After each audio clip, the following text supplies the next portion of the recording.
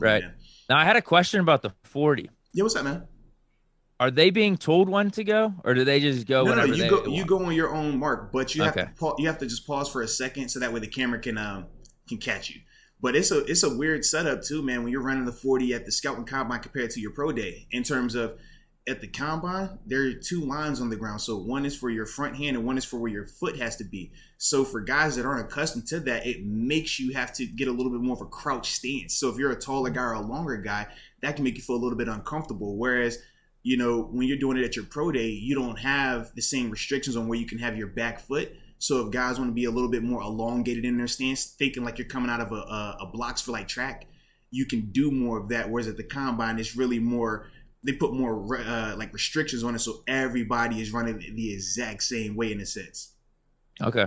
Yeah, Yeah, but I once was you get wondering set that. I'm up, like, mm-hmm. man, hearing a dude wrong or just going off someone Oh yeah. else telling you when to go could screw up your time so bad. It But could honestly cost your though, NFL future. true. But honestly, it is sometimes worse when you get to go by yourself because you're Really? sitting there and you're thinking about it because you're like, yo, I got to get out. I got to get this jump. And what are you timing though for your jump?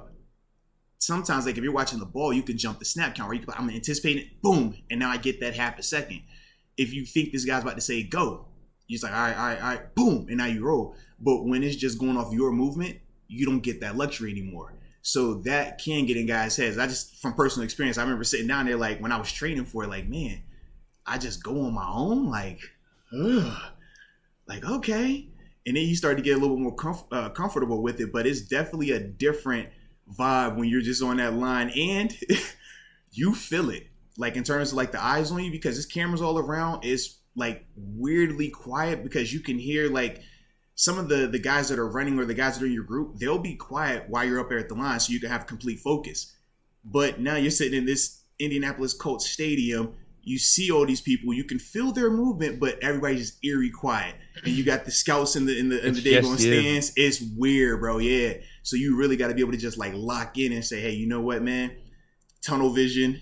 I'm just rolling, But it's definitely like, and that's why like you'll see some guys at times like they stumble out the blocks because they're nervous. Guys like it just get real wacky at the combine at times, man. Did you run faster or slower than what you wanted?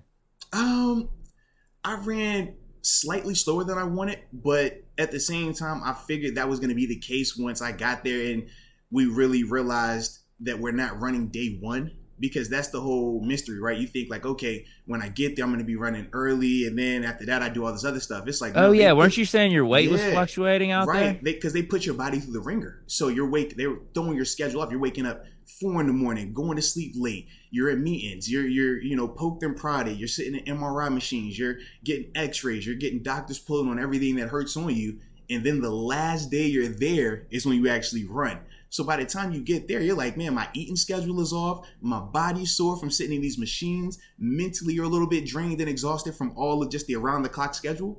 And then it's like go out there and run. So you could kind of anticipate like, man, if when guys have bad performances, it's like I can understand that. So granted, when I was going there, I was anticipating running 4.52. Like because that's what I had ran before. It was like 4.52, 4.49 best case scenario. Oh, But that would have been sick. yeah, well, it would have probably got me drafted a couple rounds earlier. But instead, I ended up running 4.57, which on laser turns into 4.63 because, like I said, when you're doing hand time, it's when your head crosses. First thing that crosses. When it's the laser, it goes off of your hip. So your whole body has to get through that line. And that's the difference of a 4.57 compared to a 4.63. But that was why for me, I was like, man, I didn't hate my time, but I knew I could have ran faster. But at the same time, I wasn't going to run it again because I felt like, man, I dropped 2 dope times at the combine. And I was like, man, if I'm running that hand time and laser time, you already know I'm fast. My tape proves everything else. So that's why I didn't run it again at my pro day. Yeah, because Yeah. for a linebacker, that's pretty nice. Yeah. And I was also Is one of it those. different now though? Is it different now? Like, is that time? I'm just trying to think because a lot of No. these So linebackers are faster. Like, would you still we'll feel put it good like about this. that right now if So you came in the league? yeah, but you got to remember, this is the difference. When I was coming in the league, I was a tweener. So I was still being viewed as a DN outside linebacker or inside linebacker. And in 2010, the LBs were thicker, 245, 250. You Yeah. still had Brandon Spikes out there. He came in with me as well, right? That dude's what, 255, 260. So he's running like a 4.8, 4.9 in some sense. So it's like, yo, I'm a blazer compared to those guys. But then you had guys like Sean Weatherspoon, who got drafted by Atlanta out of Missouri. He ran like 4.4. And I remember looking at him saying, yo, that's a guy I'm trying to catch. I got to run that speed like him, because he was already that prototypical inside linebacker, body build and stuff like that. But now, Yeah. I mean, now my speed, I mean, it would be dope just because of the still outside ability. But in terms of inside linebacker, they'd be like, nah, man, we need faster than that. Like, that's not going to cut it. Like we talked about, we're looking at 4.4s now, and that's like the norm for inside backers. 4.5 low is worst case scenario. Otherwise, we're like, man, I don't know if he's fast enough to play that inside. Young Poppy Bonita says, Moats, what was your path to the draft like? Man, my path to the draft, it was a dope thing, man. Actually, I didn't get the initial invite. So for those who don't know, they do 2 waves of combine invites. One before the season of college football starts, and then one in like January. So going into my senior year, I didn't have a combine invite. I didn't even have a All-Star game invite at the time. So I knew I was getting a lot of buzz in terms of just being drafted, because I had a ton of agents reaching out to me after I had a really dope junior day. So for those who don't know, your junior day is like this. It's like pro day before juniors. So you're able to go out there and you run a 40 and you get your measurables done. You don't do anything else, just 40. You talk to all the scouts, and yeah, they take all your information down and stuff like that. But at JMU, when they had the junior day, it was like a wintry mix. So it was like snowy and rainy. And I went out there and I ran a 4.53. And it was just like, whoa, like we knew you were fast, but that's different. And in these conditions, and we know you haven't even trained, because you don't train to run a 40 your junior year of college. You train for 40s when you got to go to the combine and pro days and stuff. So no training. It was like, yo, 4.5, like I said, 4.53, 4.56 or whatever. Excuse me. In that wintry, rainy mix. And then, because my first one was 4.53, my second was 4.56. I had to run it twice. And it was just like, whoa, I see them all looking at their clock like. So for me, I kind of knew I had buzz. But then my senior year, I go out there and I have, a record-breaking season, where you have 90 tackles, 23 and a half for loss, 11 sacks from the DN position, touchdown as well. It's like, bro, that's even more insane productivity. Then I go and win the Buck Buchanan Award. So it was like, man, all right, I got a lot more buzz going. So first I get my invite to the Texas versus the Nation All-Star game. And I remember I'm going off the jersey to train and stuff like that, because I had to learn how to run, and test and all this stuff, and learn how to play linebacker. So I go off the jersey for like my whole second semester. That's why I didn't finish my degree initially. I had to go back to school after my rookie year, because I had left that following semester just to go ahead and just focus on football. So I do all that training stuff, have a good performance at the All-Star game, get back, then I get the combine invite. So I was a late invitee. I was still skeptical. I was training with guys who were going to the combine, and I was like, dang, man, you kind of feel like down in a sense, like, man, I know I'm nice. I know my numbers should be what they are.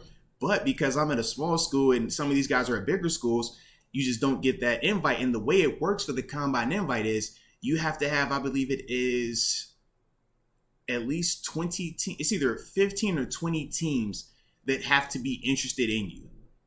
So if you don't have that many teams that are wanting to see more information on you, they don't invite you to the combine. So you're just kind of like, yeah. So it's different. So that's where you're like, man, like, bro, nobody rocking with me like that. Like, I got all these agents hitting me up. Like, what's going on here? But then I get on that next invite list, and now I was like, okay, whew. But then from that deep, that exhale, I became pissed, because now I'm like, oh, y'all waited to invite me, so y'all don't think I'm good enough. Or y'all trying me out here. So my mentality became like dog eat dog. Like, I don't care about anybody. I'm at your neck. So I remember going there and I'm looking at the Jason Worlds, who's coming from Virginia Tech, and I'm sizing him up the whole time. Now, granted, it was still love, but I'm like, bro, I'm looking at you like you fooled to me, because at the time he was just coming off a surgery. So he was similar height and weight. I'm like, I'm going to make sure that my numbers is eating you up. I looked at Brandon Graham. I said, okay. Yeah, I'm at your neck. Like, absolutely. And that was my mindset. So everything that I did there, I wanted to stand out. So I'm like, okay, I'm going to make sure my bench, I need 20 of these reps. I'm going to make sure my 40 time, nobody's going to be faster on my group. Like, I'm going to make sure my vertical, I'm dropping that 36 and a half on it. They're like, whoa, okay. Then it was broad jump. It's like, no. We ain't none of these under 9-inch dudes. They can't jump. No, this thing 10 plus over here. Like, we explosive. And showed all of that.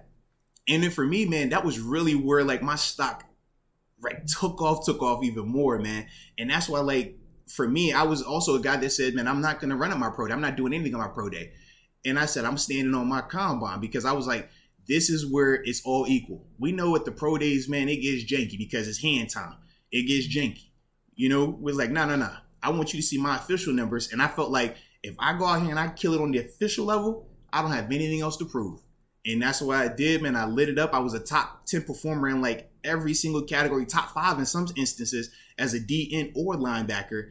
And yeah, man, everything worked out. But still, I went in the 6th. I still fell in the draft. I mean, it was. You were supposed to go third, though. Yeah, It was yeah, after the combine. yeah. You went up to third. Yeah, absolutely. After the combine, that's when they started saying 3rd round, 4th round. And they said worst case 5th. But like I said, obviously, we see how the draft works at times, man. One person goes out of position or whatever, and it changes. So that was why I ended up falling. But yeah, man, I felt dope coming out of that situation. But that was my whole path to the combine, path to the draft situation, man. Yeah, lot of anger in my system. But now I breathe and I decompress. And I namaste. I am one with nature. It sounded like throughout your story, you were there for a minute. Like you put yourself back in that world. Oh, yeah. I started getting a little warm, too. I was like, oh, yeah. I'm sure if they was looking at my brain waves like, oh, yeah. Mostly don't like to talk about that. I get mostly turned up a little bit. Yeah. Brandon Gam.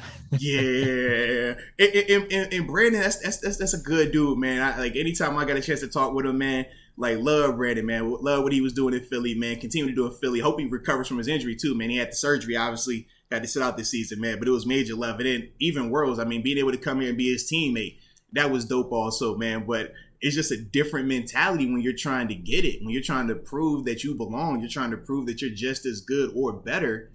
And they always tell you the same thing. Oh, well, this guy played at Tech. This guy's at Michigan. 2 other guys, I ain't even mentioned them. The 2 other guys that set me off too was Sergio Kendall from Texas. You remember Sergio Kendall from Texas? Yeah, he was good. And Eric Norwood from South Carolina, man. Those 2 dudes, oh my gosh. Like, that dated back to going into my senior year where I was balling out early on. And my head coach addresses me right before one of my classes. And I'm political science. So I'm like, bro, I'm not even where the athletes are. This is like, nobody comes on this side of campus. And I remember, man, he calling me out in front of my class. I'm like, bro, are you serious? He's like, this Sergio Kendall guy, he's a good player. You think you're doing something. He's a guy. You're not a guy. He's a guy. This Eric Norwood guy that texts me, man, I'm like, bro, what are you doing? Like, I don't want to hear this. And he's like, da-da-da-da. I'm like, okay. And I remember, man, going to practice the rest of that year trying to kill every single person on my team because of those 2 dudes. So getting to the combine and seeing them as well, I'm like, oh, nah, bro, don't even speak to me right now. Sounded like Tomlin. Yeah, no, absolutely. Like, it was that type of vibe, man. It was that type of energy, but it was smart by them. They were motivating me. They knew I wasn't complacent, but they knew it was a lot more that I could live up to.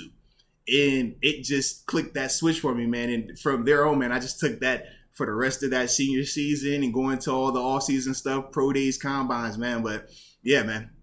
That was the vibe for me, dude. Were your coaches like that up in Buffalo? Were they like comparing you to other players all the time? No, not at all, man. Buffalo, them dudes was worried about their job. Just Tomlin and the JMU dude? Yeah. They like Buffalo, like I said, because every year we were having different coaches. So like position coaches and stuff like that. So you never really got a chance to build like that. They were more so like, man, I got to make sure you're good so that way I don't get fired.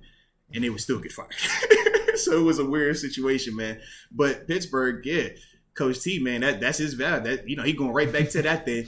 Hey, Moats, see that dude over there, right? Okay, what's it gonna be? And you're like, all right, coach, I'm trying not to go back to this. You know what I mean? You tested me. I'm not there just yet, coach. And then you start walking around with that look in your eye. You put that hoodie on, you start walking around like you would I ain't Jedi, I'm on the dark side. I'm with that Sith. You know what I'm saying?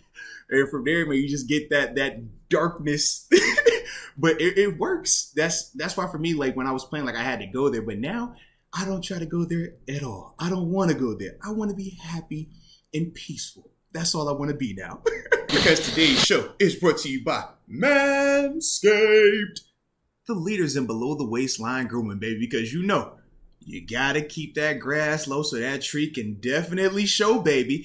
But we've talked about, all their awesome products, right? The premium the premium performance package that they have, where we talk about that 2-in-1 shampoo that my man Deke loves to use. Man, it keeps that hair extra fluffy and clean, you know?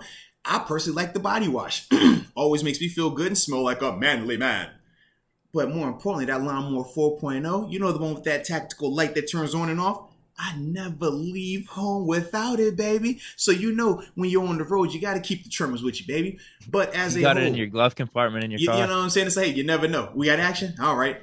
Manscaped. But that's how you keep it feeling good. But as we always say, man, we don't talk about anything on this show unless we have a promo code for you, baby. And that promo code is dun da da da Moats. Use that promo code. You get you 20% off along with free shipping worldwide at manscaped.com. So stop wasting time and make sure you use that promo code. Cop the awesome products. And I can trust you. You can trust me when I tell you this. Your delicate, dangly twins will be thankful for it. Okay?